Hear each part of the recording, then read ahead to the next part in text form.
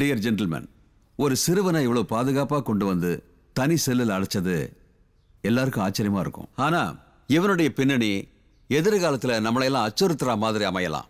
ஏன்னா போரில் கொல்லப்பட்ட பிரிவினை கேட்டு போராடிய இயக்கத்தினுடைய தலைவன் அன்பழகனுடைய வாரிசு தான் இவன்.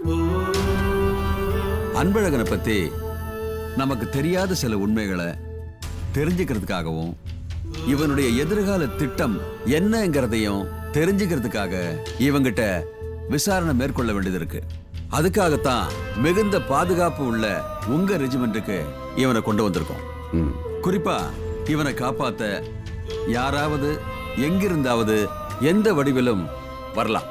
அதனால விசாரணை முடிகிற வரைக்கும் இவனை பாதுகாக்கிற பொறுப்பை ஒருத்தர்கிட்ட ஒப்படைக்க முடிவு செய்யப்பட்டுள்ளது. மேஜர், இந்த ரெஜிமெண்ட்டை பொறுத்த வரைக்கும் நிறைய ஸ்கில்டுங்க இருக்காங்க.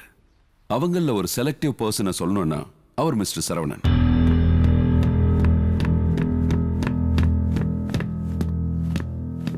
இவர் தான் சரவணன் சார். சார், இது மிகப்பெரிய பொறுப்பு. உங்க ஆபரேஷன் பத்தி கேப்டன் இன்ஸ்ட்ரக்ஷன் கொடுப்பாரு. சார்,